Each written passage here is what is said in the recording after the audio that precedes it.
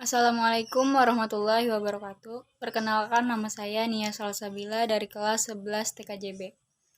Di sini saya akan mempresentasikan tentang konsep routing. Yang pertama ada pengertian dari routing. Routing adalah suatu protokol yang digunakan untuk mendapatkan rute dari suatu jaringan ke jaringan yang lain.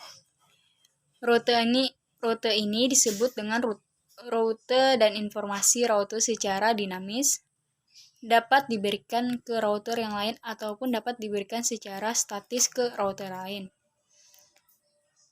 Kemudian routing adalah proses di mana suatu router memforward paket ke jaringan yang dituju.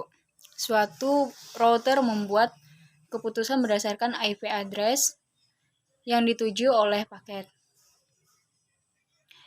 Jika router yang digunakan adalah statis, maka konfigurasinya harus dilakukan secara manual. Administrator jaringan harus memasukkan atau menghapus rute statis jika terjadi perubahan topologi. Di sini ada dua routing, yang pertama ada statik, yang kedua dinamis. Kemudian yang pertama ada routing statik.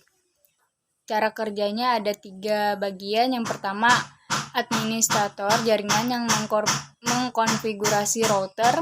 Yang kedua, router melakukan routing berdasarkan informasi dalam tabel routing. Kemudian yang ketiga, routing statis digunakan untuk melewatkan paket data. Seorang administrator harus menggunakan perintah IP route secara manual untuk mengkonfigurasi router dengan routing statis. Di sini ada contoh IP rutenya 172.16.1.0. Kemudian ada juga di sini 255.255.255.0. Nah, di sini ada gambar yang menentukan outgoing interface. Oke, kemudian langsung ke konfigurasi routing statis. Langkah-langkahnya adalah yang pertama, tentukan dahulu prefix jaringan, subnet, mask, dan address. Address bisa saja interface lokal atau next hop address yang menuju tujuan. Kemudian langkah kedua, masukkan ke mode global configuration. Ketiga, ketik perintah IP route dengan prefix dan mask yang diikuti dengan address seperti yang sudah ditentukan di langkah 1. Kemudian yang ke langkah keempat, ulangi langkah 3 untuk semua jaringan yang dituju yang telah ditentukan oleh langkah 1. Kemudian ada langkah 5 juga, keluar dari mode global configuration. Di sini kita bisa menggunakan exit dulu. Kemudian langkah ke-6, gunakan perintah copy running atau config start to config untuk menyimpan konfigurasi yang sedang aktif ke NVRAM. Di sini ada juga contohnya. Contoh gambar ada 3. Ini contoh konfigurasi sederhana dengan 3 router, 3 switch, dan 4 PC, 6 PC. Di sini ada router Hoboken harus dikonfigurasi sehingga dapat mencapai jaringan 172.16.10 dan jaringan 172.16.5.0. Kedua jaringan subnet masknya 255.255.255.0. Kemudian di sini ada juga beberapa penggunaan interface lokal sebagai gateway. Kemudian ada penggunaan next hop. Ini gambar-gambarnya. Kemudian kita ke routing default. Routing yang ada di dalam table routing secara tipikal router dikonfigurasi dengan cara routing default untuk traffic internet. IP route-nya 0.0.0.0.0.0. Ini ada 1, 2, 3, 4, 5, 6. Kemudian next hop address. Kemudian di sini ada juga dijelaskan langkah-langkah untuk mengkonfigurasi routing default. Yang langkah pertama, masuk mode global configuration. Kemudian yang kedua, ketik perintah IP route dengan 0.0.0.0. Ada 4 0 sebagai prefix dan 0.0.0.0 sebagai mask. Kemudian alamat tambahan untuk routing default dapat berupa address dari lokal interface yang terhubung langsung ke jaringan luar atau IP address dari next hop router. Kemudian langkah ketiga, keluar dari mode global config. Keempat, yang terakhir langkahnya, gunakan perintah copy running config stratum config untuk menyimpan konfigurasi yang sedang jalan ke NVRAM. Kemudian di sini ada juga contoh jaringan yang tidak terhubung langsung. Ada 3 router, ada 3 switch juga, ada 6 VC. Kemudian ada juga jaringan yang tidak terhubung. Oke, setelah routing statis dikonfigurasi, langkah selanjutnya adalah hal yang sangat penting untuk melakukan verifikasi apakah table routing dan proses routingnya bekerja dengan baik. Perintah untuk melihat konfigurasi yang sedang aktif dan untuk memverifikasi routing statis adalah show running config dan show IP route. Oke. Adapun langkah-langkahnya sebagai berikut ya. Ada 4 langkah. Yang pertama, berikan perintah show running config dalam privileged mode untuk melihat konfigurasi yang sedang aktif. Kemudian verifikasi routing statis yang telah dimasukkan.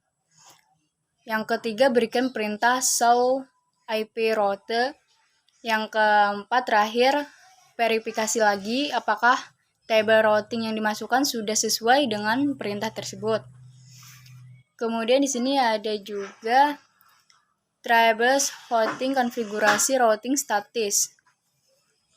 Ada contoh jaringan yang tidak terhubung secara langsung. Di sini IP route-nya ada 0.0.0.0.0.0.0.1. Oke, di sini ada juga contoh langkah troubleshooting dengan perintah show IP route. Terus dari mode privileged exit pada router Starlink ping ke node pada jaringan 172.16.5.0. Pada gambar di bawah ini menunjukkan perintah ping yang gagal. Sekarang gunakan perintah dari sharing ke alamat yang digunakan pada perintah ping. Ini jadi gambar yang 6.12 ini menjelaskan tentang ping yang salah atau tidak terhubung. Kemudian ada juga routing dinamis. Nah, routing protokol adalah berbagai dengan routed protokol. Routing protokol adalah komunikasi antara router-router. Routing protokol mengizinkan router-router untuk sharing informasi tentang jaringan dan koneksi antar router. Router menggunakan informasi ini untuk membangun dan memperbaiki table routingnya. Seperti kayak gambar di bawah ini ada 2 gambar. Ini yang di atas adalah routed dan yang di bawah routing. Oke, contohnya routing information protocol, RIP. Yang kedua interior gateway routing protocol, IGRP. Kemudian yang ketiga enhanced Interior Gateway Routing Protocol EIGRV. Kemudian yang terakhir ada Open Shortest Path First. Kemudian routed protokol digunakan untuk traffic user langsung. Routed protokol menyediakan informasi yang cukup dalam layar address jaringannya untuk melewatkan paket yang akan diteruskan dari satu host ke host yang lain. Di sini ada dua contoh routed protokol. Yang pertama Internet Protocol atau IP. Kemudian yang kedua Internet Word Packet in Hack (IVX). Kemudian di sini ada Autonomous System atau AS. AS adalah kumpulan dari jaringan-jaringan yang dalam satu administrasi yang mempunyai strategi routingnya bersama. AS ini juga mungkin dijalankan oleh satu atau lebih operator ketika AS digunakan pada routing ke dunia luar. Di sini gambar ke 6.15 ini adalah contoh gambar Autonomous System atau AS. Kemudian di sini ada tujuan routing protokol dan autonomous system.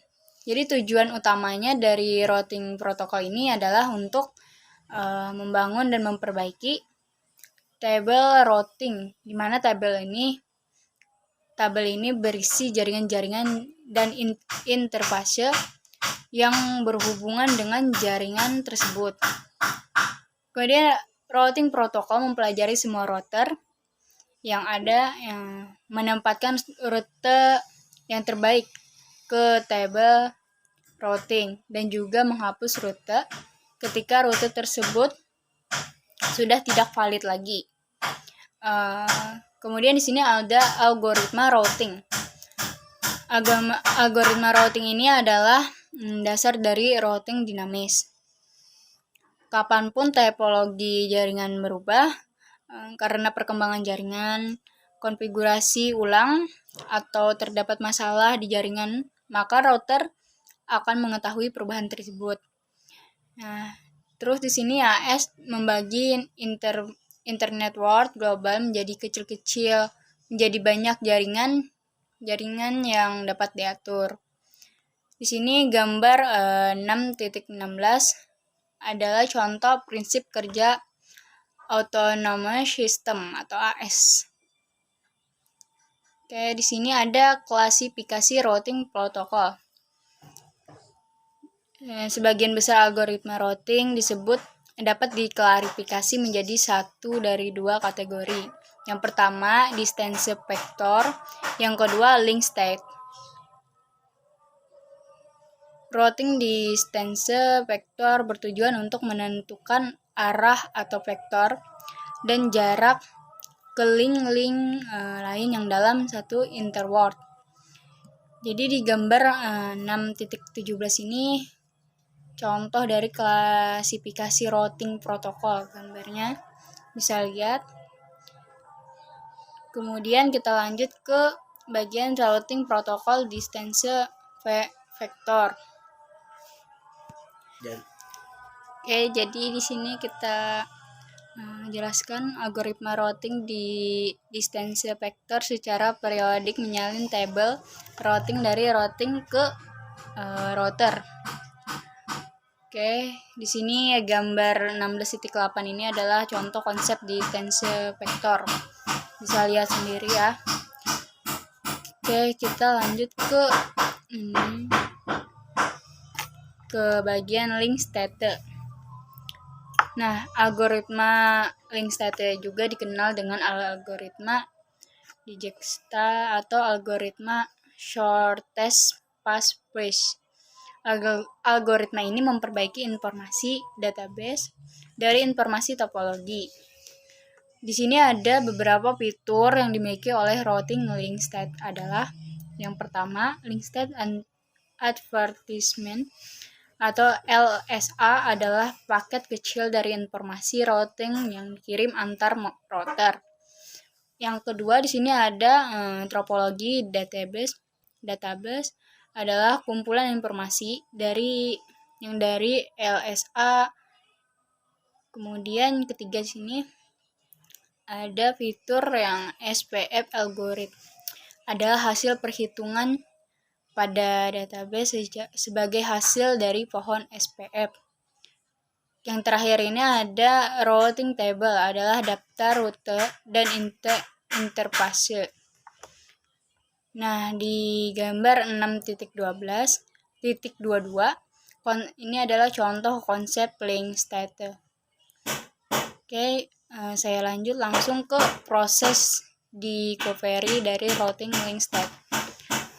Ketika router melakukan pertukaran LSA, dimulai dengan jaringan yang terhubung langsung tentang informasi yang mereka miliki. Masing-masing router membangun database topologi yang berisi pertukaran informasi LSA. Di sini ada contoh gambar 6.23. Ini adalah contoh dari jaringan link state di Discovery. Kita bisa lihat di sini ada topologi database-nya, ada SF. Oke, terus router pertama yang mempelajari perubahan topologi link state melewatkan informasi sehingga semua router dapat menggunakannya untuk proses update. Oke. Kemudian ada juga di sini contoh di gambar 6.24. Ini adalah perubahan topologi link state. Ada yang pertama kan dari topologi check-in, link state, update, kemudian ke proses to update this routing table. Ini terbagi menjadi 3. Oke, langsung aja di sini ada beberapa titik berat yang berhubungan dengan protokol link state. Jadi yang pertama itu ada processor overhead. Kemudian yang kedua kebutuhan memori. Dan yang ketiga itu ada konsumsi bandwidth. Oke. Di sini ada juga penentuan jalurnya. Yang pertama, 2 fungsi dasarnya, fungsi penentuan jalur dan fungsi switching. Oke. Ada juga konsepnya untuk link state. Kemudian konfigurasi routing. Untuk menghidupkan protokol routing yang pada suatu router membutuhkan setting parameter global dan routing. Tugas global meliputi pemilihan protokol routing seperti RIP, IGRP atau OSPF. Di sini gambar 6.26 ini contoh dari tugas konfigurasi routing IP. Oke, terus di sini kita bisa lihat ada juga di sini contoh konfigurasi routing sebagai berikut ya. Yang pertama itu GAD config router RIP. Kemudian ada juga GAD config router network 172.16.0.0. Oke, kita langsung ke protokol routing.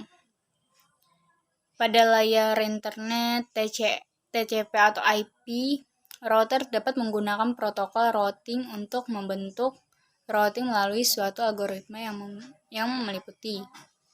Yang pertama ada RIP, kemudian yang kedua ada IGRP, ada OSPF, ada IGRP, kemudian ada BGP. Kemudian dasar RIP diterangkan dalam RVC 1058. Karakteristiknya ada 4, yaitu routing protokol distance vector. Kemudian yang kedua metrik berdasarkan jumlah lompatan atau hop count untuk pemilihan jalur. Kemudian yang ketiga ada jika hop count lebih dari 15 paket dibuang. Terakhir ini ada update routing dilakukan secara broadcast setiap 30 detik. Kemudian ada juga IGRP. Ini protokol routing yang dibangun oleh Cisco dengan karakteristiknya yang pertama protokol routing distance vector, yang kedua menggunakan confissive metric yang terdiri atas bandwidth, load, delay, dan reliability. Kemudian yang terakhir update routing dilakukan secara broadcast setiap 90 detik. Jadi perbedaannya yang pertama tadi 30 detik dan yang IGRP ini 90 detik. Lalu ada juga OSPF. Karakteristiknya yang pertama ini protokol routing link state. Kemudian yang kedua merupakan open standard protokol routing yang dijelaskan di RVC 2328 menggunakan algoritma SPF untuk menghitung cost terendah. Kemudian yang terakhirnya ada update routing dilakukan secara flooded saat terjadi perubahan topologi jaringan. Kemudian ada juga EIGRP. Di sini karakteristiknya menggunakan protokol routing enhanced distance vector. Yang kedua menggunakan cost load balancing tidak sama. Kemudian yang ketiga menggunakan algoritma kombinasi antara distance vector dan link state. Kemudian keempat menggunakan diffusing in update algorithm atau dual untuk menghitung jalur terpendek. Kemudian yang terakhir di sini ada update routing dilakukan secara multicast menggunakan alamat 224.0.0.10 yang diakibatkan oleh perubahan topologi jaringan. Berdasar Border Gateway Protocol BGP-nya, di sini ada juga memiliki karakteristik yang pertama menggunakan routing protokol distance vector, yang kedua digunakan antara ISP dengan ISP dan client dengan client. Yang terakhir ada digunakan untuk merutekan trafik internet antar autonomous system atau AS. Oke, terus ada IGP versus OGP. Di sini IV protokol exterior gateway membutuhkan 3 setting informasi. Yang pertama, daftar router-router tetangga untuk pertukaran informasi routing. Kemudian yang kedua, daftar jaringan untuk advertise sebagai tanda jaringan dapat dicapai secara langsung. Nomor autonomous system dari router local routing. Lalu di sini masing-masing AS harus memiliki nomor identitas 16 bit ya, yang dikeluarkan oleh ARIN atau provider untuk menggunakan protokol. Oke, jadi kesimpulannya di sini ada routing adalah proses bagaimana router melewatkan paket ke jaringan yang dituju. Kemudian kedua, routing protokol adalah komunikasi yang digunakan antar router-router. Kemudian yang ketiga, routing protokol mengizinkan satu router untuk sharing informasi dengan router-router lain berdasarkan jaringan yang ia ketahui.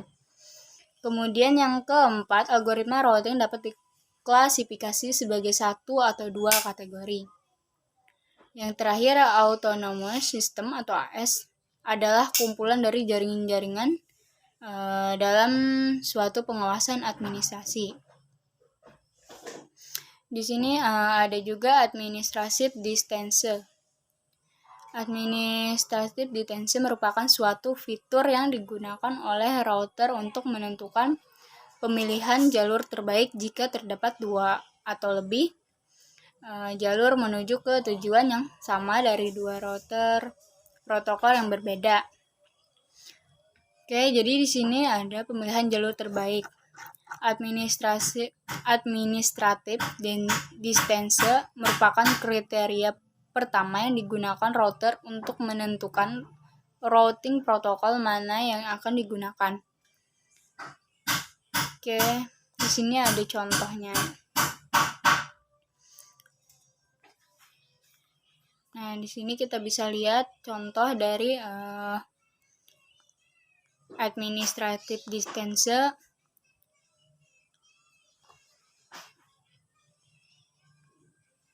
Oke. Itu kita bisa coba sendiri ya, agar kita bisa mengetahuinya. Oke, cuma sekian yang bisa saya jelaskan dan saya sampaikan. Kalau ada kesalahan atau kurang dimengerti, mohon maaf. Wassalamualaikum warahmatullahi wabarakatuh.